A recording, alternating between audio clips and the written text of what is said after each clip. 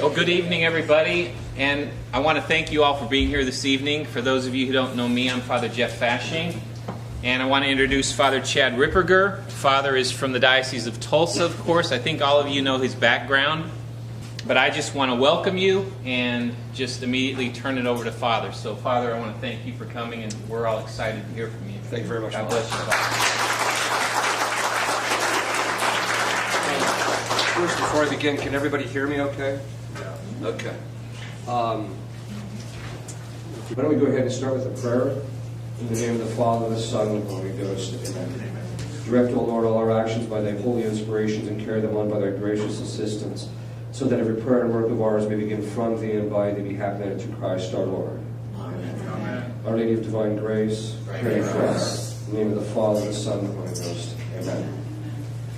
This conference is actually on Catholic tradition and the liturgy, and I'm going to deviate a little bit from my notes, because as I was driving over here, I started to realize there's some certain things that most people really don't understand about the history of the liturgy, which is quite important. The first is that in the entire church, all rites of the Mass can trace themselves back to an apostle except one. Now, that needs a bit of qualification. What does that mean? It means that historically, if you take a rite, so like the Maronite rite, you can actually trace it back to where it actually began. Which apostle actually began or actually wrote the initial parts of that ritual in order for the sort of the Mass. And all 12 apostles have actually did that. All 12 did. The Roman rite is a bit of a difficulty because of the fact that it's traceable back to about 300 to 200 around there after Christ, and then after that, before that, there's a bit of an obscurity. It seems to be pretty clear that it does point itself to St. Peter, but we don't have the exact lineage that the Eastern rites actually do in relationship to that. But there is one rite. So if you take where the scholars are saying this is all heading, it seems clear that it's clear that certain parts of the canon of the Roman rite of the old rite was actually written by St. Peter, and then of course it's amplified over time, and then by the time you get to 595, St. Gregory the Great codifies it, and from that point on there was very little change, usually with just addition to the calendar of saints, a few additions here and there, like the elevation of the Eucharist during the Aquitanian heresies. There was a few things that were actually added in order for that to be done. In order for the liturgy to get to its present state in 1962. After that, the theologians are pretty much consistent in holding that the new rite of Mass does not have any organic connection. It's still a valid Mass, of course, that's not the question. It has no organic connection to any of the rites that can trace themselves back to the apostles, because the actual Mass was actually devised by a concilium after the council that wasn't organically developed from the old rite. Now, some say that Pope Benedict has made the observation that these are the same rite, two different forms. Now, the difficulty is in that assertion, because a lot of the theologians have questioned that, and they've questioned it based on two principles. One is that historically it doesn't have any organic connection, so how is it that they're the same rite? The other thing is that historically a rite was always composed by three things. The first is the offertory. That is, you offer the thing to God, because every sacrifice has three components. The first is you offer the thing to God. And that is, you have to set aside the oblate or the gifts. You have to set them aside specifically for divine use. Once that happens, they cannot be used for anything whatsoever. These three components go back to how God established the sacrifices in the Old Testament. So once the offertory has been made, then it's set aside. Then the second thing is that you have to slay the victim. So if you look at the old Jewish rites, they would actually take a dove or something like that, or the lamb, and then they would take the lamb, it had to be unblemished, it was offered to God, it was then slain, and then later you had to consume the thing in order to make sure that nothing of it went to profane use. So that's the general structure of every sacrifice. And a rite is composed, according to the theologians from before the council, a rite is composed by those three elements. So you can tell that one rite is different from another rite based upon the distinctions that you will see in those particular parts of the Mass, that is in the offertory, the canon of the Mass, which also includes the consecration, and then the reception of communion by the priest, not necessarily the people, but the priest. So if you look at the Mass, then if you look at the three parts of the Mass, then it's the offertory of the new Mass is taken from the Talmud, which is a Jewish anti-Christian text, which most people are unaware of. It is not the same thing as the offertory that has been organically developed through the Old Rite. So just the offertory alone is considered different. The canon of the Mass, while the first Eucharistic canon is in substance the same as the old one, with a few things, with a few of the gestures removed, the fact that the second, third, and the fourth Eucharistic canons have no bearing or no connection organically to this particular Roman rite. Now, it's true that these have some historic way back, but the fact that a rite actually has several different ways in which those essential components can be done is the first time in the entire history of the Church that this has ever occurred. Then you have the communion of the priest, and that is the thing in which the consuming of the victim. So the first part is the offertory. The slaying of the victim is the consecration, where you separate sacramentally the body of Christ from the blood of Christ, even though they're both the body, blood, soul, and divinity of Christ, but you separate them sacramentally. That's the slaying of the victim. Then the consummation on the side of the priest, where he receives the communion, that's to consume the victim so that it can't be desecrated. Okay, so that's the general structure of it. If you look at these things, this is one of the differences between the Old Rite and the New Rite of Mass, that the Old Rite of Mass does not have the same structure that they did in the New Rite, and the New Rite doesn't have an organic connection to the rites that went before it. So then people say, well, why is this important? It's very simple. The rite of the Mass is something that in the history of the Church was not seen as to be in the prerogative of a particular generation to determine.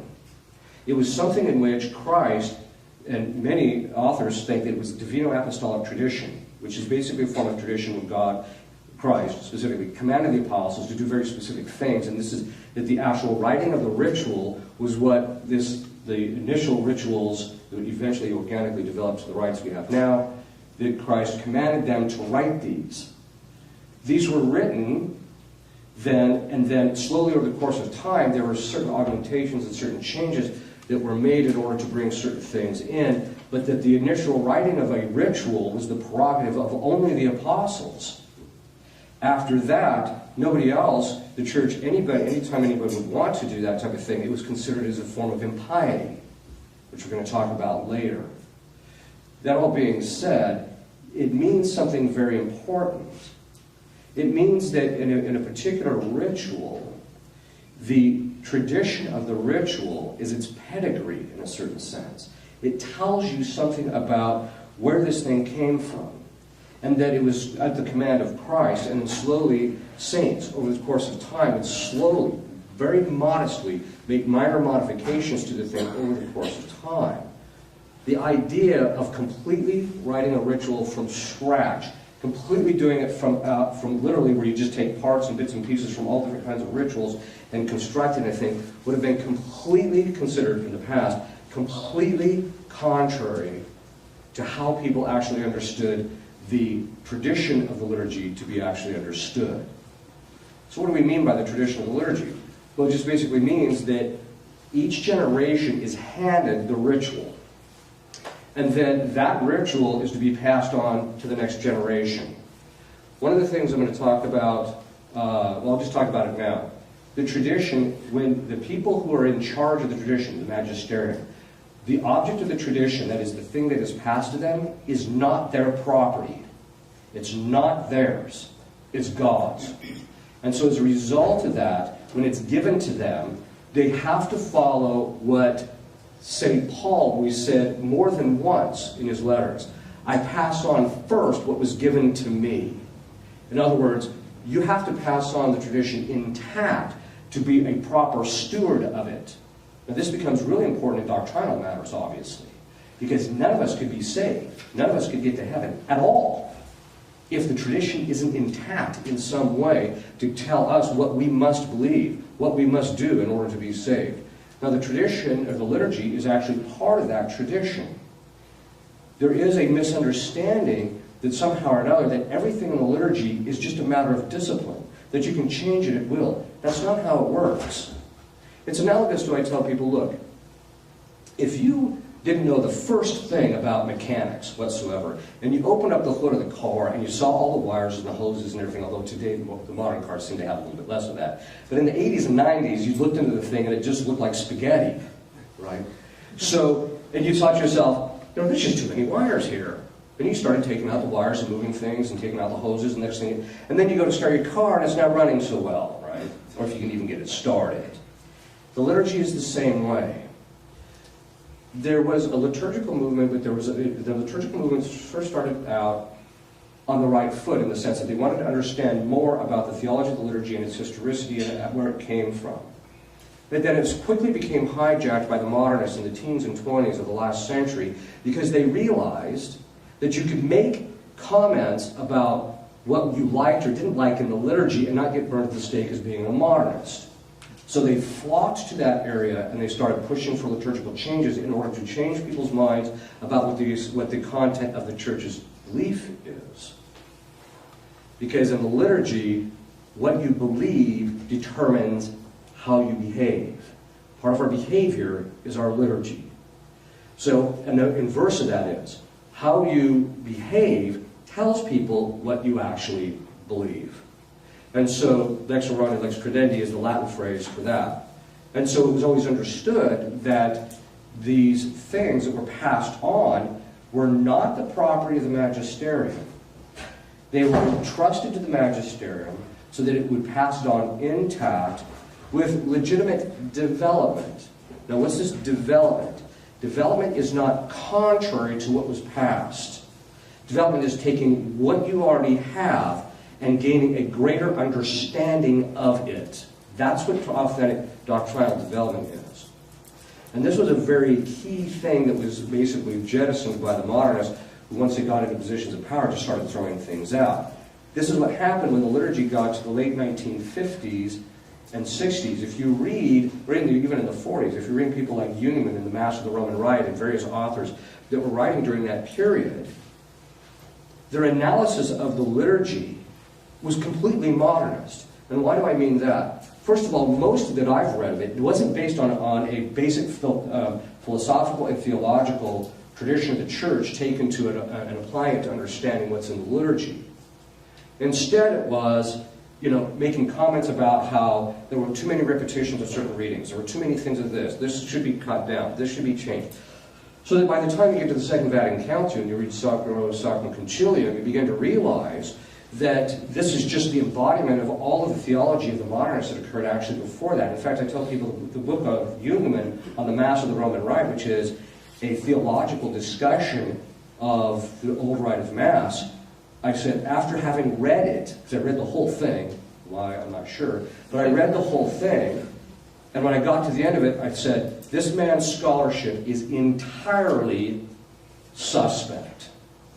And the reason I said that is because this guy wasn't, if you read it very closely, he's making statements about the liturgy that have no foundation in the liturgy. One of the things that have no foundation in history, if you take a look at there's a few theologians now that have been going back and say, they would say like, oh, well really in the early church they did X. So they went back and they looked, and they weren't doing X. And so what happened is they took this, they basically made up history, they were falsifying things, they bring this to the fore, and then they just say this is what should be done. Failing also to realize one particular principle, which is the church's liturgical development over the course of time was based on a greater comprehension of the theology and also its circumstances. So in the early church, yes, it's true that certain lay people handled the Eucharist, and it was a case of necessity. Once the persecution stopped, the church immediately put an end to that, and then from that point on, there was a very specific thing in which how the Eucharist was handled. So that over the course of time, as the church began to realize, look, you're handling God here. It's God. The same one that created the universe is the one you're holding in your hands. If that's the case, There's a very specific way you have to treat God. And that being the case, that's why, for example, in the Old Rite, there is so many, most people don't even know this, even when they attend the Old Rite. The church tells the priest everywhere his hands are to be during the entire duration of the Mass in the Old Rite. Where they're supposed to be, how they're supposed to be, how they're supposed to be held at certain points, how the liturgy is supposed to be, how the Eucharist is to be held, how the chalice is supposed to be held down every time the pall is taken off to make sure there's no desecration of the precious blood. The whole thing. So what does this really mean for us? It means if we're really going to understand, when we look into the automobile and see all the wires, we see the spaghetti.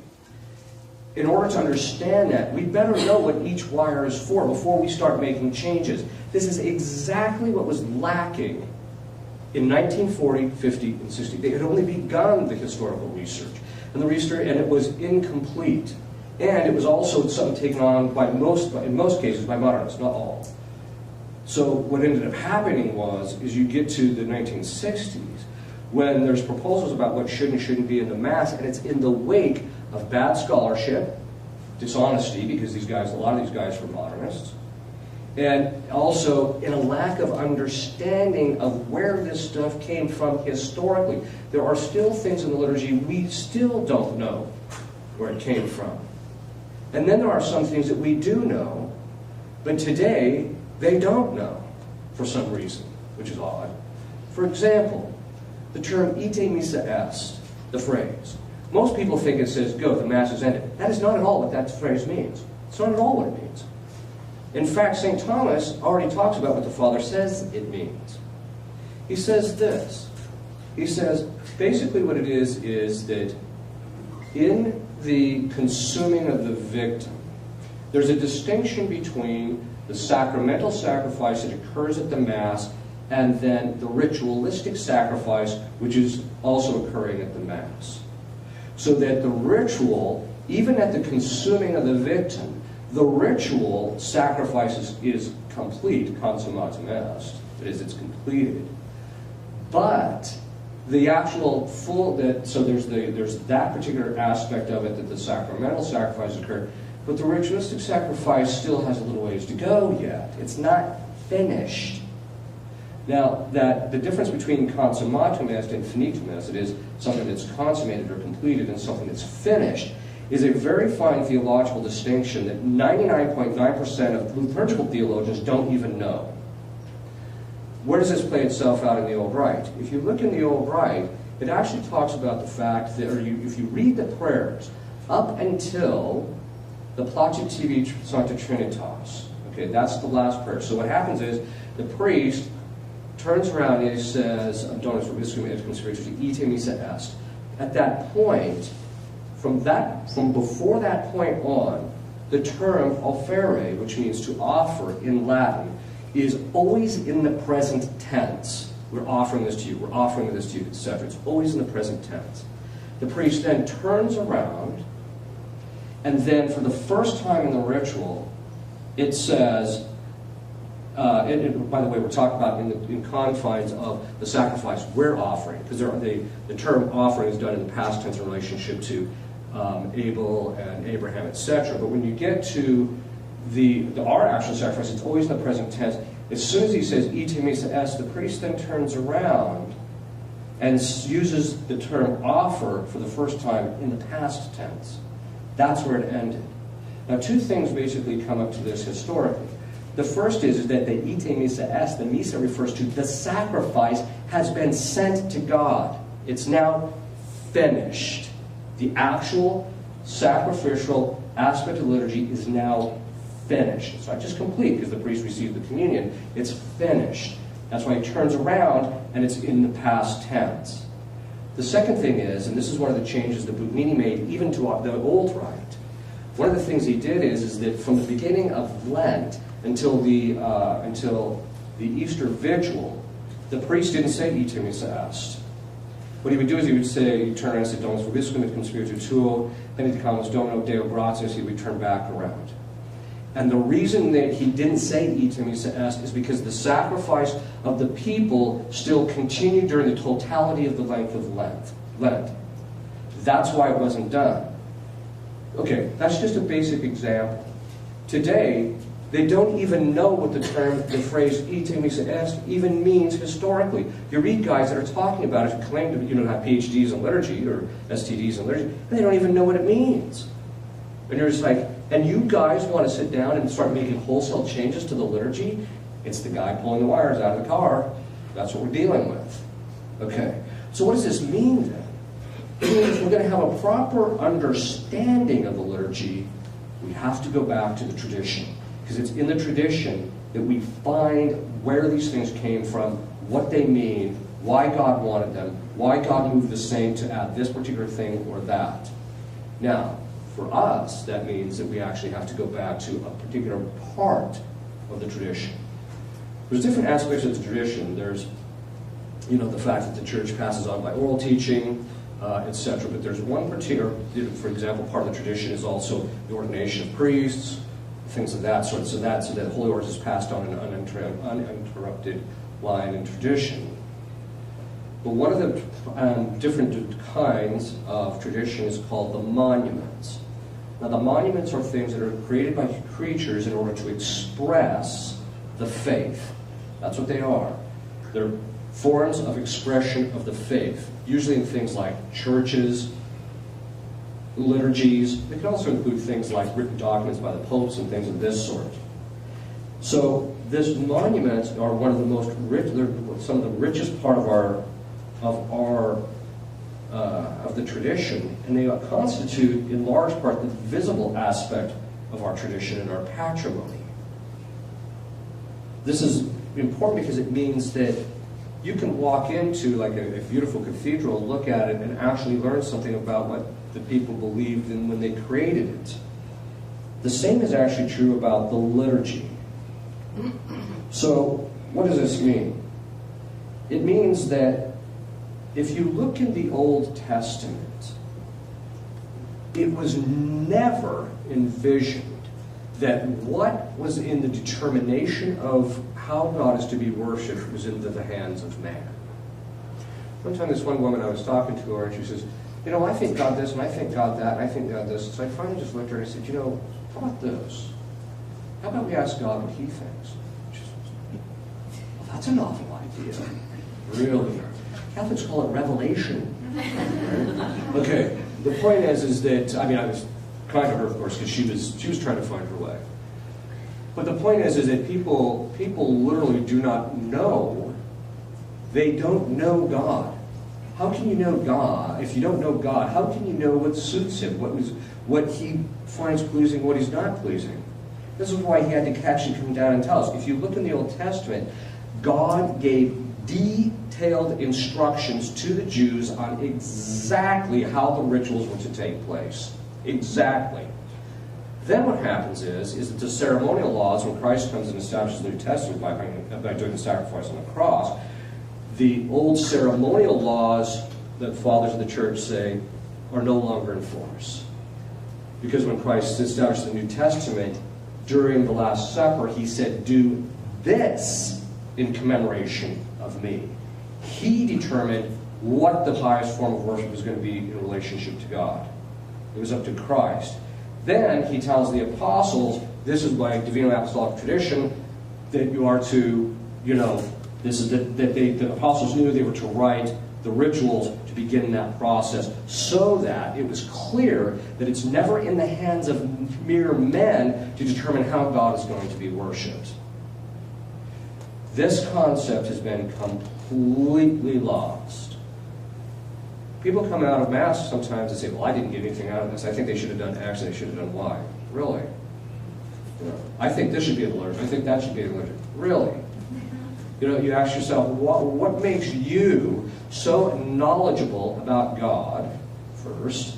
Because if you're going to know the means to the end, because the liturgy is the means to the end. It's the means for us to get to heaven. And if that's the case, then you better know your end. You better know God. He's the guy you're trying to get to. And most people don't have a clue, right? The second thing is you better know what means are really proportionate to that end. Because if I decide I'm going to go to Chicago and I'm going to walk the opposite direction, I'm not going to get to Chicago unless I walk for 24,000 miles and go all the way around the planet. The point being is what?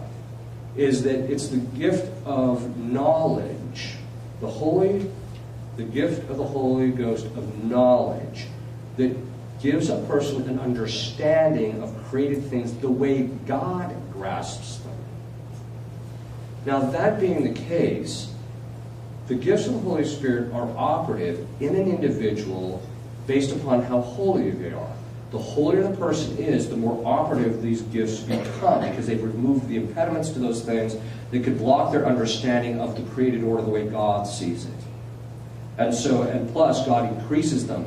He increases the gifts as the person becomes holier. So that this is why the church always said it was the prerogative of the saints to make the minor changes in the liturgy, because only they knew exactly the mind of God. They understood God because they were holy. They had become close to Him. Many of them having, mystical experiences, etc. These were holy men, and they were and because of that holiness, they were very careful to only make minor modifications and not to make these wholesale changes. The monuments are sacred objects. One of the things that also bothers me about the mechanic analogy is, the mechanic analogy is, the guy goes in and he just starts pulling the wires, right? Well, if you're going to do that with the liturgy, where you're just going to start dissecting it and moving things, etc., it's not your property. And you're talking about a sacred thing here. Would you go in and just start pulling apart the Eucharist? No, of course not. Well, then why are you doing it to the liturgy? Well, granted, it's a less sacred of an object, but it's still the same. It's still this principle is the same.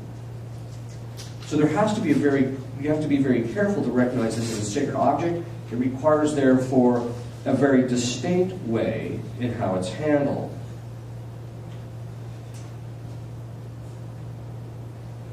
Since a missal is a sacred object, or the missal is what we say the Mass of, is a sacred object, to deride it, to make fun of it, or go around telling people that it's evil, quite frankly, is blasphemy. What do I mean by that? It means this. I'm sure you all heard somewhere in your lifetime where people say, oh, the old Mass was bad for people, it was evil, it did this, it did that. First of all, most of the time they don't even know what they're talking about. But they would say these particular things, and they would deride it, or make fun of it, or do certain things in relationship to it. We're talking about a sacred thing. And so even if you think there should be something different in the liturgy, doesn't put you in a position above the thing to where you can make fun of it or deride it.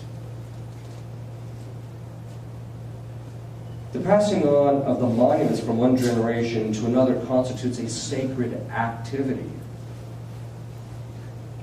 To block the tradition constitutes a form of lack of charity. It's a form of incharity. It's sometimes also a form of injustice. But what does this basically mean? It means this: because you're talking about passing on the liturgy from one generation to another, you're talking about passing on the sacred object from one generation to another. Again, it's not your property. But it helps us to begin to realize is that when you're passing it on, you have an obligation to pass it on. We're going to talk about that tomorrow. But this is one of the reasons why in the Second Council of Ephesus it condemned the rejection of ecclesiastical tradition, including the monuments.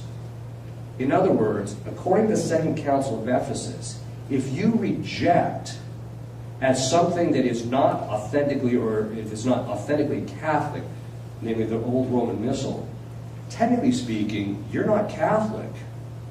That's what that means. Now, again, there can be legitimate parts of the liturgy that can be open to discussion. I agree with that. That's not the question. The question is how is your approach to it? Now, we saw in the last 50 years, the last two, now we're going on the third generation, in relationship to the liturgy and all things that surround the liturgy. So we're not talking about just the Mass itself, but the churches, all the vestments, the beautiful sacred art, all these things were literally gutted. I mean, you all have heard the term reprobated, right? So that's what ended up happening. Destruction or modification to a monument was only tolerated in the past if a greater monument was erected or promulgated. What does that mean? It means the reason they tore down one of the first churches upon which there's the tomb of St. Peter, there's a monument to the tomb to St. Peter there. It lasted 160. Then after that, they built a church over the top of it, or there were certain things going on. Sorry, the church became around after the Edict of Milan. Then you have the church is actually built on top of that. That's deconstructed. There's a medieval church put on top of that. That's deconstructed, and then you put the one that we have there now. Gives you a clear sign that the only time you would just take a church apart is because you're putting something greater in there. That's not what happened.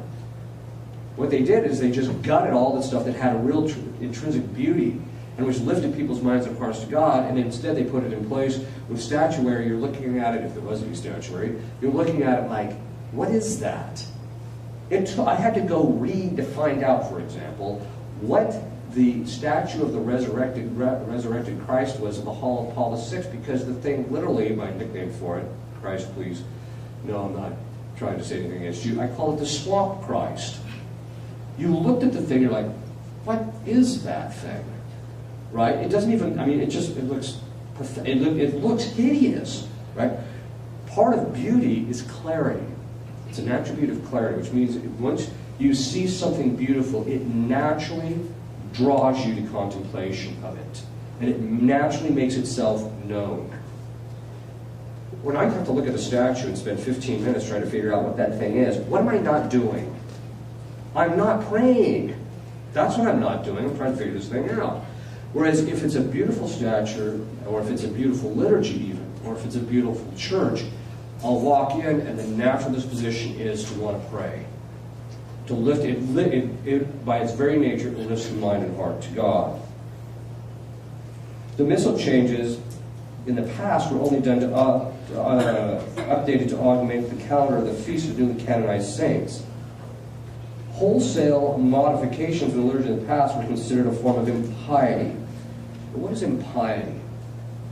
When you say the word piety, most people think it's somebody who has a certain kind of devotion. And that devotion is not exactly piety. Devotion, St. Thomas says, comes from the words from vovere, which means to vow, that you vow yourself to God and you cling to Him tightly through that vow. Whereas piety is the virtue by which you give honor to those who are above you. That's its primary sense. It has a secondary sense of giving due solicitude or care to those underneath you. So when you're talking about piety, it means that those who are above you, who's above you? Your parents, for one thing. They're your ancestors, the people that went before you, the magisterium, priests, etc. But the point in all of this is that the prior generations, to reject wholesale something from a prior generation that was a good thing being passed to you, was considered a sin of impiety. You were not honoring those who went before you. You are treating them, what is honor given to? St. Thomas says, he says, honor is given to excellence. He says, what's excellence? Excellence is that the thing is perfected, that in the case of human beings it has virtue, sanctifying grace, it's holy. So in the case of the monument, it's perfected. What's the perfection? Beautiful and intelligent expression of the Catholic faith. That's what's excellence. Not stuff you don't understand, not making stuff fuzzy so everybody feels like they can be part. None of that. That's not excellence. So the excellence consists in then that in the liturgy is beautiful and intelligent expression of the faith. And that also comes in the case of that the sacraments are valid, etc. And that beautiful and intelligent expression of the faith surrounds the sacraments as a kind of an adornment of them. So when you make them ugly, you're degrading them to some degree. Therefore, if for centuries, from the time of Christ through the apostles, and that there was this organic developed liturgy, if you came along and said, I'm going to reject all of that and establish my own liturgy, no theologian from the past would have said that you had any sense of piety whatsoever.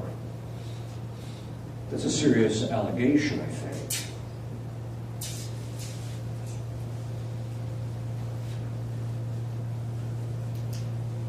Authentic tradition passes on that which has been given to us in the same state in which we got it, or in a more perfected state. Blocking or denying or modifying a monument, which includes the liturgy, such that many of the elements are altered to presume that you are greater than the saints. Now think about this in terms of the liturgy. These people took upon themselves to create a liturgy which they considered better than the liturgy written and inaugurated by St. Peter, codified and perfected by St. Gregory the Great, St. Pius V, etc. You go down the whole history of all the saints that were involved in this thing, and they think they're going to create something better in a couple of years. It isn't going to happen. The fact of the matter is that any sense of humility before this thing would recognize, I'm not the guy to be touching this thing. There is a kind of mindset that somehow modern man is superior to the people that went before him, and therefore we can judge more betterly what suits the liturgy, what suits God. Okay, well, let's just take first the first part. The modern man is superior. I love these modern studies in science because I don't know if you've ever heard of genetic entropy. Genetic entropy is the fact that all things living are genetically deteriorating. It is de facto the nullification of evolution, macroevolution. But it means, as one brain scientist said recently, he said, because of genetic entropy, we are not as intelligent as the people who went before us. That's what that means. I think all you have to do is look at how people are behaving in our culture and realize, yeah, there's a serious dumbing down process. Okay. But this lack of humility, in fact, one of the works that really shocked me, especially after I read the book The Peasant of the Garonne by Jacques Maritain, because in there he's complaining about all the fallout from what's happening in the 60s and everything's going awry. But he wrote a book before the Second Vatican Council, which Paul VI liked a great deal, called Integral Humanism. The book was so bad, I could not complete the book. It just grated on every Catholic sensibility that I had from beginning to end. And I say that for this reason. He starts out with something and then he puts it into practice. He says the problem with Christians in the past is that because of metaphysical humility, they failed to put man at the center of the Christian life. Okay, let's go back to what is the Christian life? It's all about getting to God. It's about salvation of our souls. It's about God. The liturgy is about God, not about man. And this is what people have completely missed. Now, that being the case, this means that when you have, and that's the whole problem of modernism. Modernism has the principle of immanence, which basically means that the standard for what is true is interior to me, not external reality. It's just a hop, skip, and a jump to saying man is really the center of reality. No, we're not. God is. Man is properly oriented away from himself in order to God. If the liturgy is going to be rightly ordered, it has to be focused on God. Now, it's true that you have to adapt it to human beings because it's something that human beings do. But that doesn't mean that the human being is the principle by which you judge something as good liturgy or not. It's God. An authentic liturgy, therefore, because human beings, now St. Thomas Aquinas observes with the whole moral tradition, actually, that we have a natural ordering to God. Now, he says that natural ordering isn't sufficient, and God has to give us grace on top of that in order to give us a further inclination to ordering to God in order for us to achieve our end. But that we have a natural inherent ordering to God. So that if a liturgy is rightly ordered to God, when a person of normal virtue, that is someone who's not disordered in any kind of grave way, goes to the liturgy that is rightly ordered, he is going to find it peaceful because it's going to fit the order that he finds within himself. In other words, peace is defined by St. Augustine as the tranquility of order. He's going to have that tranquility when he's at the Mass. I tell seminarians, they come and they say, well, there's guys that are about to be seminarians. I think I have a vocation to the priesthood. How do I discern what God wants me to do? I said, well, the first thing you have to do is the first thing you have to sort out. Do you have a vocation to say the old rite or the new one? Do not go into the new rite thinking you're going to do all sorts of things to bring the tradition to it. It's not going to happen. You might, in some dioceses, there's a few bishops who might tolerate that, but most bishops aren't going to tolerate that. If this is what you really want, if you want to be able to stand at the altar in complete peace in relationship to your priesthood, you're going to have to be able to know that the liturgy that you're saying is not, there's not some discordance in relationship to it. So, what does this mean? It means that you, as a priest, you can put up with a lot of nonsense. Which priests have to put up with a lot of nonsense. You can put up with a lot of nonsense as long as the things that you're doing at the altar give you what you need, that there's a right order there. When you're fighting people at the altar, literally, when there's all sorts of stuff taking place at the altar that is just like, oh, I just give up. After a while, it literally guts his interior life.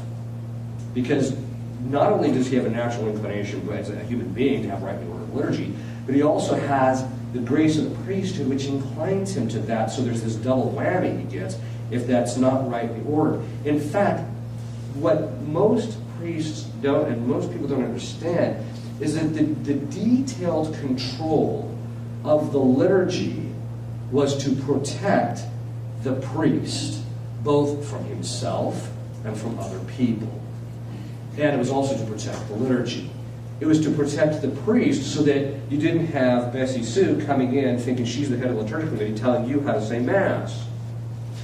It was to protect the people so that they didn't have to go to Mass and say, was that a valid Mass? I mean, I think those were cookies. Were those cookies? I mean, what? So you don't have that nonsense going on. The liturgy, therefore, because it should, if the nature of the liturgy is rightly ordered, it will appeal to every generation. Modern human beings are not different from their ancestors.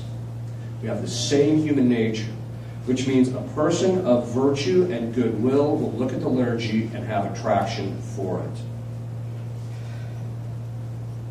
When a person, and as a person has a deep faith, when he sees the faith expressing, or the liturgy expressing the faith very deeply, he's going to have a real desire and a real attraction to it. He'll actually get a spiritual pleasure out of seeing it. The liturgy is timeless. That is, in the sense that it's organic. In fact, in some places, the priests get into the habit that when they say Mass in the old rite, they'll actually take their watch off as a reminder that they're saying something that's timeless. And it's timeless for a number of different reasons, but one of them is, obviously one of it is because of the fact that it was given to us from the apostles and it's been passed on. But the other side of it is, too, is that you're enacting something that happened 2,000 years ago. Through the sacramental splitting of the species, you are literally present in a sacramental way to the Calvary sacrifice. The thing is present to you in a timeless manner. That being the case, the liturgy needs to be timeless. And it needs to be timeless to protect us as human beings and to protect the priesthood, to protect the people. Therefore, the liturgy should never be bound to a specific culture or a specific age. One of the things I often tell people is, you'll hear this argument, you don't hear it too much anymore, but it was very much in vogue in the 60s and 70s and 80s and even in the 90s, is that the liturgy needed updating. Liturgy needed updating. So we couldn't get stuck in the 60s. We couldn't get stuck in the past. Back to the past. The Council of Trent. We had to get beyond that. Okay, let's just take it for the sake of it. Let's just take your principle. Let's just take that principle and agree to it for the sake of argument. Not that I agree with it, but let's just take it. Okay, I agree with you. Why then are you saying a Mass that we is stuck in the 1960s? The liturgy, the forms of expression, the vestments, the art, even the way people talk, the translation, until just recently, thank you, Pope Benedict, but the translation, all was language and stuff that's stuck in the 60s. And who's the group of people that can't let loose of this thing that's stuck in the 60s? The guys who came of age in their priesthood in the 1960s. We're stuck in the 1960s. I feel like I'm in a time warp on Star Trek. Right? You're just like, okay, if that's your principle, shouldn't you be kind of moving things along a little bit by now? You know? And you're the ones who keep telling it has to be updated. I'm sorry, but one of the signs that we know that this thing ain't updated is the current generation find the thing. Right? Okay. And I don't want to be flippant about this. What I want is this. That as us as human beings, we start taking very seriously, and as Catholics, the Catholics, we start taking very seriously the last 40 or 50 years. What was the real motivation behind wanting a new Mass? What was the ambience at the time of the Church? Why is it that all leading Catholic indicators indicate that the more that they impose all these things that they wanted in place in the 1960s, the more they put those things in place, the worse things are getting? Part of, I'm sure you've heard this, that they say, one of the definitions of insanity, it's not a definition, it's a description. They say one of the definitions of insanity is doing the same thing over and over and over again until you get a different outcome. That's what's going on right now. The Church is going like this. You can get the book, the Index of Leading Catholic Indicators, and see that in every single category, except for in the number of the growth of Catholics, which is a bit of an anomaly, but it's not growing as much as it used to.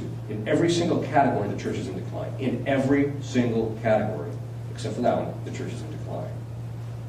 So if you know that they're by their fruits, I think we got a problem. And I think that the younger people, one of the reasons that the younger people are being attracted to the old Mass is because of the fact that it speaks to them. They go to the new Mass, and just like, if I'm coming here to get entertained, I'll go watch TV. It is our obligation, therefore, to pass the liturgy on down intact for the generations after us. If we do major changes to the liturgy, we consign it to irrelevance. In the 60s and 70s, they said we had to get up to date in order for the Church to be relevant to the Church, or to be relevant to the world. You know, the last time I looked, the world considers the Catholic Church irrelevant now. It's irrelevant. They're just pushing ahead. They're at this stage, their basic attitude is it's a mob-up operation. We're just going to persecute them and get rid of them. Because in point of fact, when the Church doesn't stand for the things that Christ has given to them, the world is not going to respond in a proper way. Now, there's another thing that's kind of a work it here too. They used to say in the past that how the world goes, or how the Church goes, thereby goes the world as well. There goes the world as well. So that you can add, and this is based upon the principle that all grace comes into the world by means of the Catholic Church. So that even if a Protestant or a non-Catholic receives any kind of sanctifying or actual grace, it all comes mediation to the Catholic Church. That is a constitution of the Church teaching. What that means, therefore, is that if you look at the world and you see it's a mess, it's because there's not as much sanctifying actual grace in the world, giving it light people's minds and strength their wills to do the right thing. If you want to know how bad things are in the Church, just look at the world. That's all you have to do. If you look at the world and realize, ooh, boy, this is ugly, that tells you what's going on in the Church. We cannot presume that our generation is somehow different. If anything tells us about the moral decline of our people in the Church and out of the Church is that modern man has all of the problems of all the effects of original natural sin. That's what it tells us. We must leave the liturgy intact so that we don't put the generation's problems and defects that create the liturgy into the liturgy itself. So, in other words, we got to get out of the 60s. We're still stuck there. The ancient rituals manifest the faith, the Catholic moral code and its practice. And therefore, because they express the Catholic faith, they are a principle of judgment about what constitutes what Catholics believe. All subsequent liturgies are therefore subject to that judgment. What does that mean? It means this. You do not judge the old rite in light of the new rite of Mass. You judge the new rite of Mass in light of the old rite of Mass. That's what that means. It means that the tradition is the principle of judgment of all things that come after it. That's the whole point of St. Benedict's hermeneutic of continuity. And having my PhD in philosophy, that word hermeneutic just about always gives me a bit of nausea. But there is a certain sense in which it's true. What he's saying is that the hermeneutic is basically the perspective or the principles of judgment you use to interpret a thing, right? So basically what this means is that in the context of the liturgy, you don't sit there and say, well, the old master's bad because the priest had his back facing the people. Because they're judging it in light of what? The priest facing the people. That's not the principle. Or they'll sit there and they'll say things like, well, it's in Latin, so the people didn't understand, because they're thinking in terms of, that because it should be in vernacular so people understand. And actually, you know what I love when people tell me that, oh, you really understand the liturgy? Yeah, what's this mean? What's that mean? You just start asking basic questions. When you go to Mass in English, you should be able to understand what this means, right? And they don't always. They don't understand any of it. In fact, you actually ask them, what are you receiving in the Eucharist? And now, a very large percentage of Catholics don't even know that it's Christ.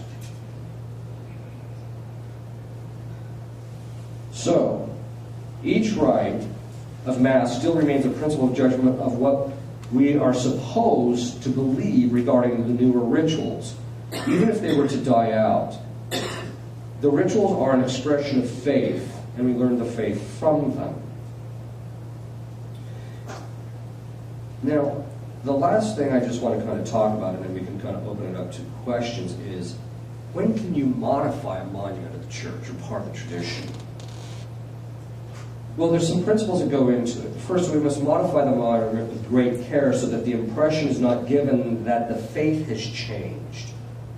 When you practice Mass facing God, that is east, rather than facing the people, it's in Latin, and the reason it's in Latin is because Latin is a sacred language, and the reason it's a sacred language is because it was fixed to the instrument of our salvation, the cross.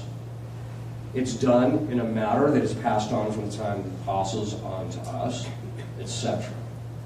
Certain elements have fallen into obscurity historically, and therefore we don't know what they mean. God knows what they mean, and He's still pleased with them, etc. So that if you go from that, all of a sudden, now you have a liturgy that is very different from that. What is going to happen in the minds of the people? Lex orandi, lex credendi. You change the law of how you pray, you're going to change what people believe, and that's what's happened. If we went from a time in which the priest was the only one who could handle the Eucharist because his hands are consecrated, and only consecrated hands should hold something consecrated, from that to anybody can come up and give out communion, if we've gone from one thing to another, there's no way that you're going to tell me that people aren't going to start thinking a little bit less of the Blessed Sacrament.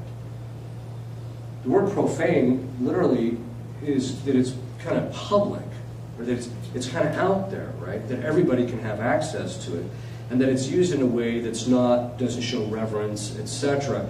And so people are just going to start looking at it like it's not Christ anymore. Whereas if the church is very careful and certain things are done, they realize, okay, the church is really serious about this thing. I'm sure you've heard the Protestant once said that he didn't believe that the Catholics really believed that was the Eucharist, and one of the Catholics said, well, why not? He said, because if you really believed that was God, you'd be in the church day in and day out. You'd be there all the time. And we don't do that. In fact, people are receiving communion in ways, in shorts and tank tops and stuff like that, and they're not even realizing what they're doing. Churches in the past were only reverently dismantled if their life had come to an end or if a greater monument was going to be erected. Altars must be revered as something consecrated, and they were only deconsecrated or dismantled in order to avoid sacrilege or, again, to put in a greater altar. If the monument is constructed with right faith, there is no reason to radically change it, unless one is augmenting the beauty of the glory of the church. And the same thing applies to the liturgy. If it expresses the Catholic faith, if it does it in a manner that's accessible to your average human being, which I think is true, there's no reason to gut it. You do not trash it, you don't gut it. You don't go into the sanctuary and start sledgehammering the high altar. This behavior historically has always been associated with heresy. Always. because heretics rejected the Catholic faith and therefore wanted to destroy those things that expressed that faith. To destroy a monument without sufficient reason or in order to get something greater is unjust to God, because we are detracting from that which manifests His glory. It's a sin of charity against our neighbor. Why? You know, I don't think most people have really thought of the fact that, you walk into some of these historical churches and they see them, and they're beautiful churches. They fail to realize the level of sacrifice that the people who brought those churches into existence went through to get it there. You hear stories all the time about how men who used to do hard labor would give up their money that they would use to buy their lunch in order for it. I mean, we're talking just pennies that they would give. And they took it upon themselves as being proud that they were actually able to give those few pennies for the sake of the church. And then people just come along and gut it like it's nothing. And then they spend the patrimony of the church. It's a sin against charity to our neighbor. Why? Because these things are designed to help people save their souls. The reason you have a beautiful church, the reason you have a beautiful liturgy, the reason you have all this stuff is so that, and the reason you pass on the monuments intact is so that people have the greatest knowledge and the greatest motivation in order to save their souls. When you get rid of that, how is that charitable? Charity is what? Love of neighbor, love of God and love of neighbor for the sake of God. If you really love your neighbor, you're not going to want to remove from him the elements of sanctification that are going to help him save his soul. You're not going to do that. You're going to give him what he needs. It's a kind of robbery to the subsequent generation, not only of the church, but also the missals as well. Which brings up an interesting point. One of the reasons that some theologians speculate that Benedict put out some more pontificate is not only because of the fact that the new Mass or the old Mass had never been properly abrogated, but because in the background it cannot be abrogated. Now, here I'm not talking just about quo primum, which, if you read quo primum, it seems to indicate that the Pope is saying that this Mass is in perpetuity, and every priest ordained in the Roman Rite has a right to say this form of the liturgy. I'm putting aside that question. I'm talking about a theological discussion that was had before the Second Vatican Council and for some time, that when the apostles inaugurated the ritual, and that ritual was then passed on from generation to generation, that whoever was baptized into that specific rite, once he was ordained, he had a right to say that form of the liturgy. Now, that being the case, for example, I'll choose myself as an example, I was baptized in 1964, which means that was before the changes of the liturgy occurred, so actually, according to the prior theology, I have a right to say that Mass in which I was baptized. That's generally how the Code of Canon Law treats it. If you're baptized into the Eastern Rite, you're supposed to become an Eastern Rite priest and not a Western Rite priest. And in order to do so, you literally have to go to Rome to get dispensation. That's how serious they consider it. So there's something about being baptized or being part of a particular rite that gives you certain rights in relationship to it. And so to take somebody who's baptized into a rite, take it from them, and then tell them that they have to say something that's not part of their rite originally seems unjust, at least according to the prior theology. The monuments are under the care of specific individuals, and they do not have the rights to destroy the monuments since they belong to the general patrimony of the Church. This all belongs to all of us. So, lastly, that means, therefore, that there's an inseparable link between the liturgy and tradition. The nature of tradition is to pass on the teachings of Christ to subsequent generation. And it tells us that the means of sanctification are the following: sacraments, power of orders, sacramentals, even the rite of the liturgy. What I'm saying is we have to start giving a serious, objective look to the two liturgies, and also just to the whole tradition itself, in order so that we can ultimately end up doing the will of God in relationship to this. In other words, we have to be willing to die to ourselves if we're going to pick up the tradition and act it in a way that's ultimately pleasing to God. Father, I know that I've seen pictures of Pope Paul VI there with like this panel of 6 Protestants that were in. How in the world that even fly? Because if you're the church established by Christ, why are you consulting the heretics? You have to remember that's in the wake of Vatican II, because there's this whole ecumenical thing, and so they wanted an ecumenical approach to the liturgy. So that's why they were there. Yes. Father, I just want to give an example. Right after the end of the Vatican Council, 3 bishops, I'll quote, I fought with Cardinal Kroll of Philadelphia because I was studying theology and he thought it was worthless. Canon law is the only thing that bishops need and the church needs. So I would fight. And of course I got back with him saying I went with a seminarian, one of his seminarians, to a dirty movie, and he wasn't worried about me. This is something I made up. It wasn't true. Right. But he said, what was his name? Yeah. I thought, well, he's not looking at my soul. The second bishop is Cardinal, having a senior moment now of New York there, Spellman.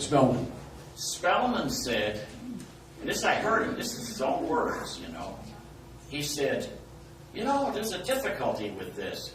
I believe the Mass should stay in Latin, but the breviary has to be done in English because none of my priests know Latin. And I thought, well, if none of the priests know Latin, I guess all of the people do, Yeah. And then the third one was Ritter of St. Louis. Right. He was kind of flustered. He says, why, all of these changes and everything, what am I going to say to my priests? I thought to myself, you don't have to say anything to them. They've already got it from the media,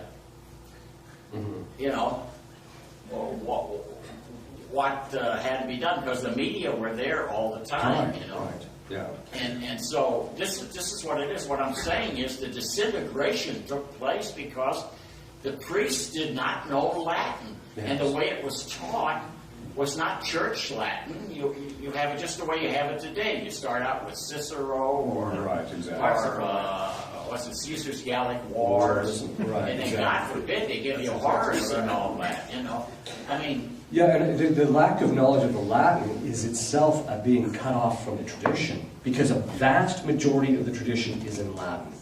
This is the biggest problem with a lot of the seminarians coming out who don't know any Latin. They're essentially cut off from it because there's whole works out there. For example, a friend of mine, a close friend of mine, is translating Robert Bellarmine's De Controversies because of the fact that it dealt with so many things that we're dealing with now in relationship to the tradition. And the reason he decided to translate it is because he's an excellent Latinist. He just realized all these guys just don't know what's going on because they don't have access to it. And I think that, and even John the 23rd in Veterum Sapientia, where he deals with that, where Latin should be retained, precisely for this reason. This is in 1961. It's a dead letter when the thing shows up on there. The priests had just basically ignored it, the bishops had ignored it, and they still were pushing for the English. Yeah. So the Latin is a really key thing to maintaining, I think, a number of things, which John the 20th, that's a fantastic document, by the way, if people want to read it. But, in addition to, it gives people the actual access to the tradition. When I was in Rome, the year I was in Rome, I was the only student in the philosophy department who wrote his doctoral dissertation on St. Thomas Aquinas in the university that I went to. I was the only one. And I asked... What university was that? University of the Holy Cross, the one run by the Opus Dei, which is actually, at the time, was a fairly decent, all things considered, it was fairly decent. So what happened is I started asking the people around, what did you want to write at St. Thomas? I said, I'd really like to write at St. Thomas, but I don't know Latin. I was the only doctoral candidate student in that university, in the philosophy program, that actually knew Latin. That's a serious problem. Yeah. That means you're literally cut off. And I thought to myself, wait a minute. How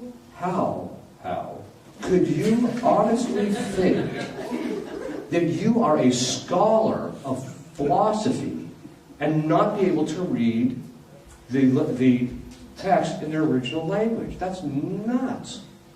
You know, that tells you how much on an intellectual plane, because this is what happens. And we see this is happening in our own culture. When everybody gets selfish, they get stupid in the process. And that's what's happened. As modernism set in, the intellectual gas ran out very quickly. So now we're actually in the superficial stage of modernism, where you just hear things that are just intellectually daft. I mean, they don't even have any. You listen to them like, really? You believe that? I mean, we could wipe that out with just one syllogism. What are you thinking? You know.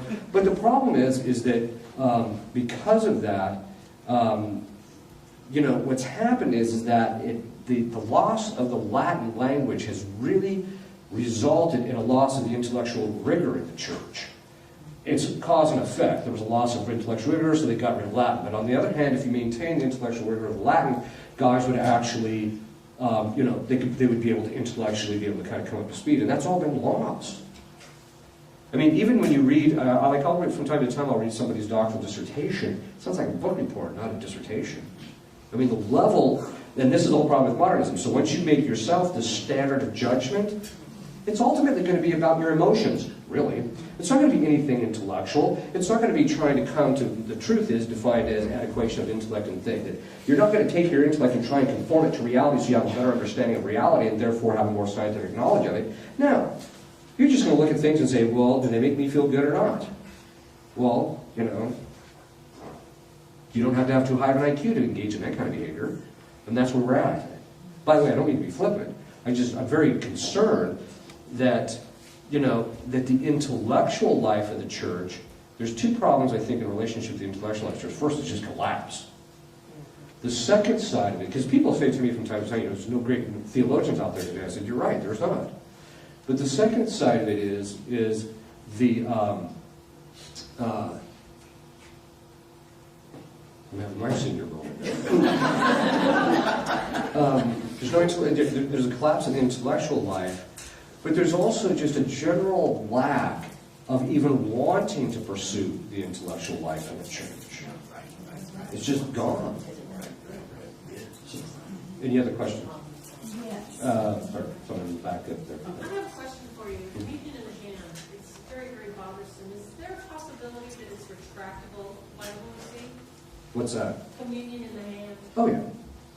Can you repeat the question for the Yeah. guys that are half deaf? Is communion in the hand retractable by the Holy See? And the answer is yes.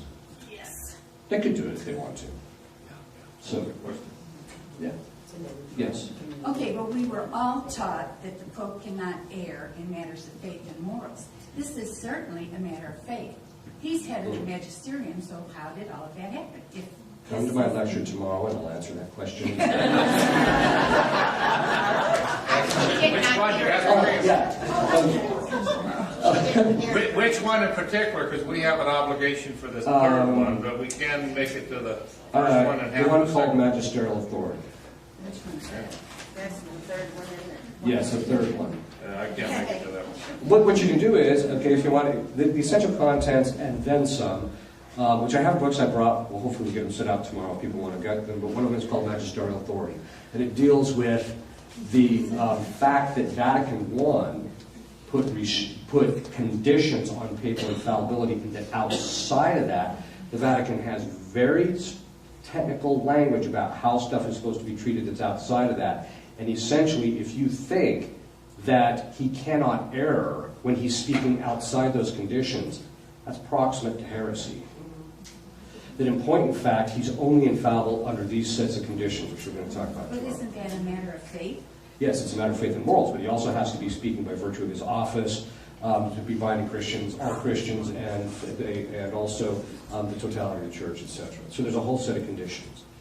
So the promulgation of a particular liturgy or something of that sort doesn't mean that he is not committing error in that particular case. He can commit error in that case. That's the whole point of that, and that's one of the reasons I actually wrote this book, because there were 5 historical instances where bishops who became pope said things contrary to the faith while they were pope. So that's why Vatican I said these are the conditions. Outside of that, we know he can err. It's within these conditions that he can't. So And that's why it's very key to understanding those conditions, and then understanding, okay, well, what do we do with the stuff that's outside of that? And that's what we're going to talk about tomorrow. Yes? What happens to the missiles after they're through their gate in church? I'm not sure I follow. Oh, you mean I think they just throw them out, don't they? Yeah, I mean, what else you do? They don't have any, What's that? they don't have any ceremony, because aren't they considered? Well, by missile, you think of the hand missiles that people use. Yeah, no, those aren't necessary, unless they've been blessed, those are. I'm thinking in terms of the contents of the missile itself is a sacred thing. And the missile in the old rite has to be blessed in order for it to be properly used at the old rite anyway. So it's already blessed. Are you talking like the St. Joseph's missal? Yeah, the hand missiles aren't necessarily, well, the contents are sacred. So how you dispose of them, you shouldn't just chuck them, but it shouldn't, they're not blessed, so you don't have to treat them exactly the same way as a sacred object either. Yes?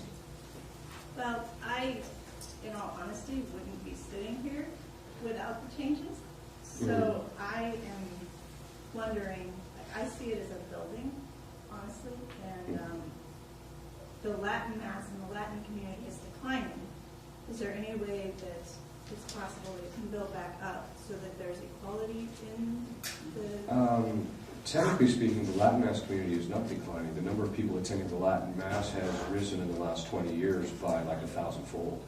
And now that I have a deeper faith, Yeah. I get things out of the Latin Mass. Right. But 5 years ago, I wouldn't have stepped foot. So through Yes. the newer rites, I was reached. Yeah, that sometimes happens. I mean, sometimes people will go to the new Mass and that's kind of their entry, and that there's certain things. But one of the things, I think that you kind of said it yourself. Once you understood the faith better, there's kind of a way where you can get more out of the traditional Latin Mass. So the point being is that that's actually one of the signs that people don't like the old Mass. What it's very often a sign of is their lack of knowledge of the faith. And I think to me, that's the core problem, is the lack of knowledge of faith in the church right now. It's not, for me, it's not necessarily the liturgy. Well, it's a chicken or the egg question.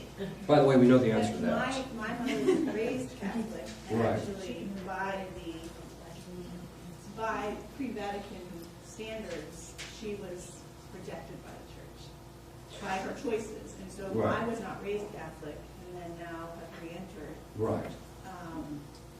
Yeah, I think that the answer to that is, by the way, the chicken came first. It's a philosophical question, and we won't get into that. But in relationship to the liturgy, does form people in their faith. So it's a backwards and forwards thing. It does form people in their faith. It tells us, how we're supposed, as I mentioned in the conference, how we're supposed to actually understand certain things. And at the same time, if you don't have a good faith, you're not going to really understand the liturgy properly. So, I don't think it's just one or the other. A lot of people think that I tend to think that the real problem is just the liturgy, and if we just got the liturgy straightened out, things would be hunky-dory. I don't think that's the case at all. I mean, you have to accept the fact that people were attending the traditional Latin Mass in the 1950s, and the next thing you know, we've got this problem now. What it means is that there was a collapse in catechesis, but there was also just a general collapse in a very particular thing. I don't want to get into this too much.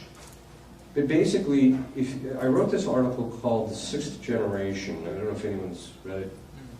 Okay, it's called The Sixth Generation. What I do is I track the generational spirits from the lost generation, which is the generation between the First and Second World War, and all the way through the current generation. I talk about how the particular generation, the lost generation, had the spirit of incommunication. They just didn't communicate things to me. That meant that the greatest, quote, greatest generation ended up in a situation where they didn't adopt the religious practices with the same kind of fervor and same kind of understanding, and they didn't embrace their cross. The second problem is they went through the Depression and then the Second World War. They came out the other end of the Second World War saying this will never happen again, which basically meant they didn't want to embrace the cross and have to go back to war again if it was necessary. In other words, the hallmark of the, quote, greatest generation, the true generational spirit of the, quote, greatest generation, unquote, was unwillingness to suffer.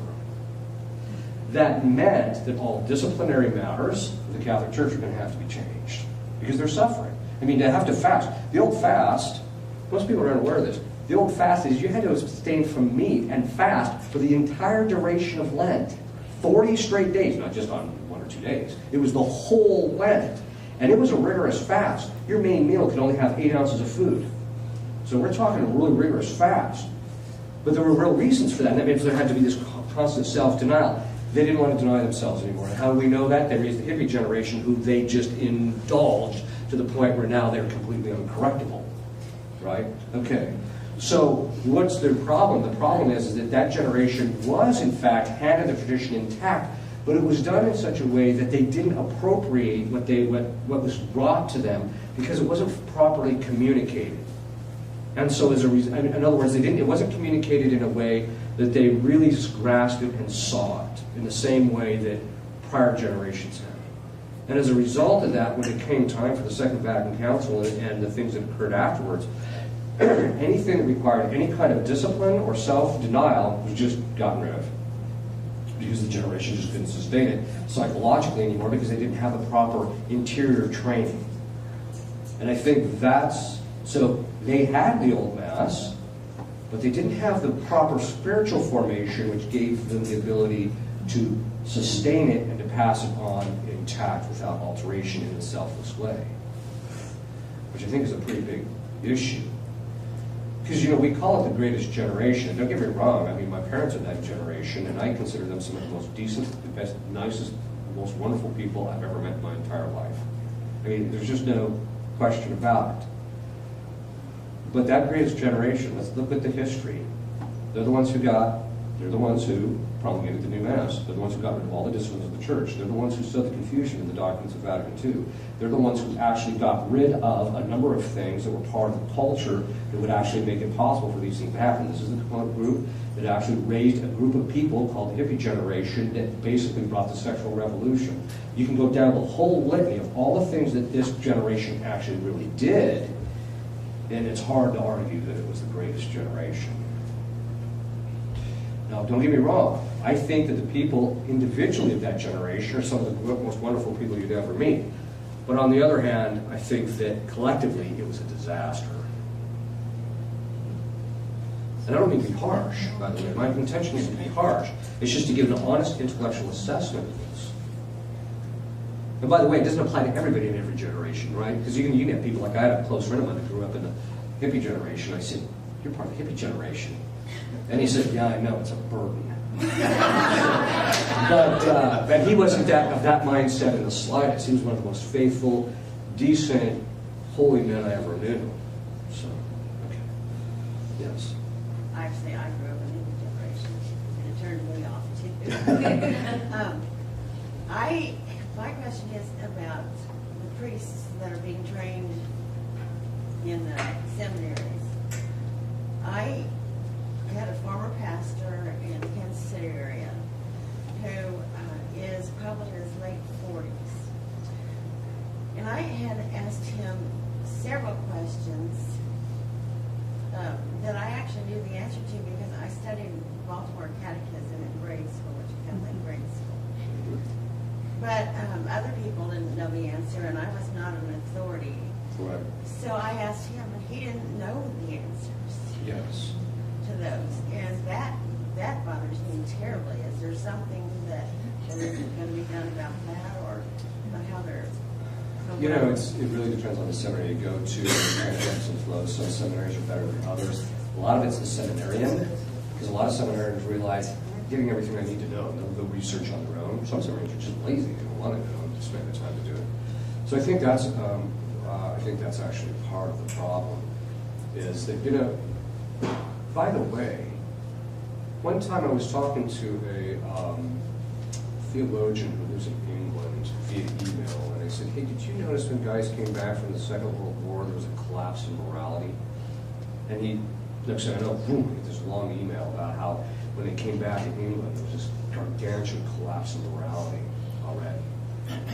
It's interesting because I think that collapse in morality coincides with two things. One, war always has a brutal effect on morality. But the other side of it is that this was also the generation that didn't deny themselves. If you look historically, the vast majority of the pedophilia cases for which the church has been sued over those pedophilia cases, they were trying cases that occurred in the 60s and 70s. What does that tell you? It tells you these guys were in the seminaries in the 40s, 50s, and 60s. That's where the problem was. There was a collapse morally in the church. In fact, how do we know this? There's a document called Institutio Religiosum, which was put out by the Congregation for Religious in 1961. And it said at the time, this is 1961, it was sent to all the heads of religious communities. It was a private document. It didn't come out until later. And it said, quit ordaining the homosexuals and the pedophiles. 1961. There was a collapse that occurred. This coincided with the intellectual collapse, because if you look at the history of modernism, the first thing that modernism did is it destroyed biblical exegesis and biblical interpretation, just destroyed it. Shortly after that, the implosion of ecclesiology occurred, so now we've got this ecclesiology that has absolutely nothing to do with Catholicism. In fact, the current ecclesiology, which most magisterial members sign on to, was a form of ecclesiology that was derived by the Protestants and condemned by the Propagation of Faith in 1859. That being said, then the ecclesiology collapsed. It's about that time that the natural law undergirding the moral life collapsed. So that by the time he got to the 50s, there was literally no intellectual underpinning that was intact in most intellectual institutions in the church. This is why we ended up with the 1960s. So, and I tell people that the opposite, the climb out is going to be the opposite of that. So you already had John Paul II talk about the natural law, that the church takes the Thomistic teaching of the natural law as its own. That was huge. Most people don't realize how important of a statement that was. So there's a beginning of the process of recouping the moral life, although we seem to be having a problem recently. But then the next thing that's going to have to get straightened out is the ecclesiology, and then after that, the scriptural studies will get straightened out. But the doctrinal collapse, when I say ecclesiology, there was doctrinal collapse during the time of when the modernists went underground, during the underground phase. That's when the doctrinal collapse occurred. That's also when the natural law theology was starting to collapse, but by the time you got to the 30s, it was gone. So that you started seeing in the 50s certain things being allowed in moral manuals that had always been condemned by the saints in the past. Yes. Are there any particular authors or books that you could recommend to us related to the liturgy? The best one, I mean, it's long and it's involved. Well, there's several. There's the Mass. It's just called Holy Sacrifice of the Mass. There's two books called The Holy Sacrifice of the Mass. One's put out by TAN, and I can't remember who puts out the other one. Those are really good. Another one, if you really want to know a lot, and you want to understand the principles behind the liturgy and a lot of its history, it's just called The Holy Sacrifice of the Mass by Gihr, G-I-H-R. It's one of the best. It's not complete or perfect, but it is sound, and it's very good. Yes? Are there any early historical books that might mention, the apostles talking? I'm not familiar with anything like that, but even one or two generations after that, as they developed the Mass. It started off with just a Eucharist service, to my understanding, and then they started, with some of the things that were written down, and that became a part of the getting together. Yeah, there's several books that actually talk about that. I mentioned this, The Mass of the Roman Rite by, I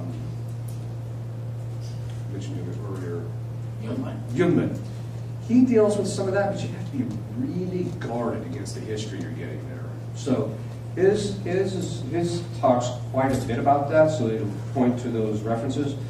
The liturgy, actually, because the apostles had written basically the canon of the Mass, what they wrote, the offertory canon Mass, and then later it got developed a little bit more. The liturgy, there's a misunderstanding that somehow or another that the liturgy was just, basically they show up, they consecrate, eat, and leave. It was actually a bit more developed than that by the time the apostles left. So by the time of the death of the last apostles, the liturgies are already fairly developed. So that the development that you see after that for the next 400 or 500 years, which later is not as extensive as most people realize. I mean, it's not as extensive as most people think, I should say. So, and this thing of, oh, in the beginning they just did this, they just did that, that's based on historical ignorance. And that was propagated by a lot of people who wanted to change the liturgy, to simplify it. Let's go back to the way it was. Well, first of all, Pius XII said that's called archaicism, and he condemned it. The second part of it is that the church developed things based on its understanding, and so we don't want to necessarily go back to the prior practices. The development actually gave us better practices. But a lot of it also had to do is that the liturgy was a bit more intact than most people want to actually admit. Fairly early in the beginning. The other thing, here's a great book. It's called How the First Mass Was Said. It's put out by Tan. That's a good book. It's fallen on complete deaf ears among the intellectual community, but it's a really good book. Because in there he talks about how the way Christ said the first Mass and how the apostles formed the Mass after that was heavily based upon all the Jewish ritualistic structure that was in place already. So that in point in fact, there's quite a bit of liturgical continuity, so to speak. Thank you. Yes. Like you talked about St. Pius, Pope St. Pius X. What is your opinion on the St. Pius X Society? I always like that. What's your opinion on that? My personal opinion is that I'm not going to speak to the lay people because they're a real mixed bag. As to the priests, my experience is that they're really good men wanting to do the right thing. That's my experience with the vast majority of them. As to their status, of course, the church has made itself very clear. The excommunication of the bishops, because the excommunication didn't apply to the whole SSPX, it just applied to the 4 bishops, and then only those who formally adhered to the schismatic act of the consecration were also subject to that excommunication, and if they didn't, then they weren't excommunicated even during that time. The church then lifted the excommunication, so technically speaking, they are Catholic people. They're in the Catholic Church, there's no question about that. The Vatican has, however, said repeatedly that the priests exercise their public ministry, which is technical language for saying that they even said this later, that the suspensio ad divinis, which is basically a priest being forbidden to exercise his priesthood, that they put in place over Lefebvre's group in the 1970s, is still in force. So that technically speaking, they cannot engage in any kind of public ministry, like saying Mass publicly, or even actually technically they can't say Mass at all. And so that's juridically and canonically where the church has made itself very clear. It's just that everybody's arguing and nobody's paying attention to because it's us. And let me make this observation. I actually said this once from the pulpit. Of course, my parishioners, by the time it was done, I think they felt so beat up by the time I left that parish that they thought, damn, we don't get another priest like that. But I basically made the observation that traditionalists are some of the worst modernists on the planet, because everything is conformed to themselves. So if the Vatican comes out and says the priests don't exercise any public ministry, it's over. They're the ones who have the right to make that. They're the ones who have the jurisdiction to make that determination. It's over. But someone goes, I don't like this, and the church says blah blah blah. Look, one of the things that has me very concerned is this. The church in the past said that when it came to the liturgy, or to the sacraments, specifically, the priest is required to follow what's called the tutorist position. Now, there's 2 moral systems that have been condemned. The first is laxism, which means that, any reason whatsoever justifies my doing whatever I want to do. And then there's the tutorist position, which says you must always follow the strictest interpretation of the law. They condemn that as a moral system as well. So the church says you can hold anything in the middle. Okay. But not when it comes to the sacraments. The tutorist position of the sacraments means you must be as absolutely morally certain that the validity and the laicity of those sacraments are occurring every time you do it. Okay. So what does this mean? Speculation about whether a particular priest or group of priests has supplied jurisdiction is contrary to the tradition. The tradition is clear. You must follow the tutor's position. Speculating about a thing immediately removes it from that ambient. So you have to be careful about that. So what does this really mean? It reminds me of the prophecy of St. Francis. If you ever get a chance, get on the internet and just type in the prophecy of St. Francis. And one of the things he says in there, he says there's going to come a time when there's going to be a multiplication of opinions. And this is where we're at today. You know, the Vatican comes out and says X, and then 15 other people who have no jurisdiction are saying all sorts of different things in relationship to it. This is a problem. I once said to people, I said, you know, not Vatican II itself, but the actual aftermath of Vatican II has rendered the lay people ungovernable. We're in a stage now where you can't tell them anything, you can't govern them, you can't get them to do what they're supposed to do even before, because they're all their own popes now. And that's what modernism does. It makes you the arbiter about what you believe in matters of religion. And that's where we're at, even in the Catholic Church. Modernism it's infiltrated virtually every aspect of the Catholic Church. So what does this mean? It means that we have to start getting out of that. Who cares what I feel like? Who cares what I think? That's not the issue. What does the church say? That's the real issue. Yes? I'm sorry, No, that's okay. Continuing with that, besides the sacramental aspect, what would you say about their doctrine, about their keeping of the tradition? The only area of doctrine that I have been nervous about is their discussion of the nature of how jurisdiction functions. All other aspects that they say are simply repetition of what the popes have said in the past, which is difficult for us to actually kind of grasp. For example, most people don't know that Leo XIII formally condemned religious liberty. Most people think that Vatican II is infallible. No, it's not. Paul VI repeated over and over and over and over again, finally just gave up, that nothing in Vatican II was promulgated in an infallible mode. In there, it says that people have a right to religious liberty based upon the fact that they have a right to follow their conscience. Leo XIII already addressed that question. He said, no, they don't. He said, God, and this is how he addressed it, he said, God is the author of the totality of the universe. He has a right to be worshipped in the manner in which he determines it to be done. The creature has no rights to make determinations about how he's going to worship God. Therefore, there is no religious liberty. Because it's the rights of God that trumps the conscience of the creature. That's basically what he said. Later they come along, and of course because of the modernist principles, God gets removed from the discussion, and the only thing you're talking about is the person's conscience. So the fact that the SSPX is trying to draw attention to that, I think, is a legitimate question that really does need to be addressed. Some people have tried to argue, well, it's an organic development. No, organic development never results in the conclusion being completely contrary to the premise. In other words, the church has condemned the proposition of religious liberty. You can't go around and say, therefore, you can have religious liberty. Your syllogism ain't working out here. So those are like one of the areas that I think that they are right. Whether they're doing it in the best way or not, I think it depends on the particular priest or bishop or what have you. But I think that the doctrinal things that they've been talking about, I think, let me just put it this way.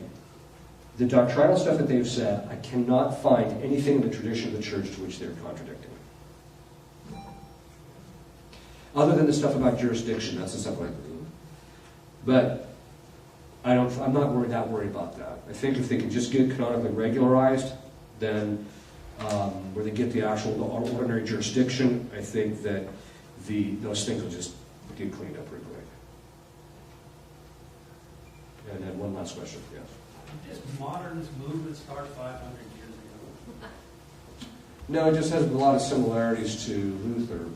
The similarities that it actually have is that Luther transposed the authority about making determinations of what is matters of religion to the interior conscience of the interior individual.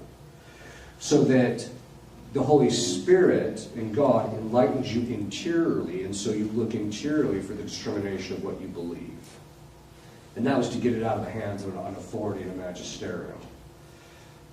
That he did that, but there wasn't the philosophical development that was necessary at the time. It's not until you go through Descartes, Hume, and a few other people, and especially through Kant primarily, that after Kant, that's when the philosophical underpinnings of the epistemology that's necessary to uphold that there's an objective reality that you can know, and because revelation is introduced into objective reality, and so if we're going to know it, we have to be able to know reality. Once that's removed from it, in the minds of the intellectuals, okay, you can't know reality, because it's a very detailed thing. I deal with it in my book called Topics on Tradition. But basically, what happens is you don't know reality, so that de facto means if I'm going to have any relationship with God, I have to find it interiorly to me, and that means that God will speak to me, my own voice, or whatever is inside. That philosophical foundation is what really started the modernism. So that's why the modernism doesn't really begin until like 1820s or so, maybe a little earlier, in relationship to the Catholic intelligentsia. That's when it really begins, because you had to have Kant on the scene creating the difficulty, epistemologically. So they don't really have, but what ended up happening is they ended up adopting and taking on a lot of similarities to the Protestant Revolution, primarily because of the fact that the principle of the interior life, your own interior, yourself being the principle of judgment, they have that same principle, but they develop differently. Yes. On the ecumenism, what is, I guess I don't understand the whole point of it, other than to hopefully bring those people into the Catholic Church. Right. But as far as I can see it, it just seems like the church is accepting their faiths, their religions as okay. And I don't see that. I don't see how they can possibly even call themselves Christians when they are not practicing what Christ himself told us. This is true. I agree. The question of ecumenism really boils down to two things. The principles that undergird what you really think ecumenism is. Is ecumenism just a form of evangelization, where you enter into some type of discussion with people so that you can lead them along? Well, that's just evangelization. Why do we need a new word for it? Or is it just a way of entering into dialogue so that we can have some type of peaceful harmony, because of the fact that we really don't believe that the Catholic Church is the one true religion? Is that what that means? So there's that question. That's the first question. The second question is how do they actually engage in it? So the question is what do you believe? And then the second question is this putting that into practice? And I think that most people involved in the ecumenical movement, not all, but most of them, don't really believe the Catholic Church is the only divinely established means of salvation. They just don't believe it. That doesn't necessarily mean that you can't enter. I mean, the term dialogue, I think is one of those terms that's so heavily used that by the time you get done with it, you're like, what does it really even mean? I think that it's really a case of employing what the church has always said. When you look at the missionaries in the past, when they went into a place, they didn't start talking about religion right off the bat. The first thing they would do is find out what these people need, get them to the point where their material needs were taken care of so that they would free their mind to actually pay attention to religion. And in the process of that, people would realize that these were people of goodwill, and then they would see the supernaturality of the religion, and then they would convert. So there's always been a recognition that you have to go to where people are at, find out where they're at, talk to them about where they're at, and then bring them to where they need to be. There's always been that. But that's the real question. Do you believe that the Catholic Church is the only divinely established means of salvation? And if it is, then that means these people have to get in here. If we don't, then we actually believe, if we don't believe that, then you don't really have to get them in. You just have to sit down and talk and kind of work things out about how you're going to deal with each other, and that's dialogue. So, that being said, there can be legitimate uses of the term dialogue. I just think that it's one of those things that what it's degenerated into is just compromise. So, okay. If you'll kneel, if you're capable, if you can't sit, I'll give you a blessing. Benedictio Deum omnipotens Patris et Filii et Spiritus Sancti, Scena super Bonos, sit mani et semper. Amen.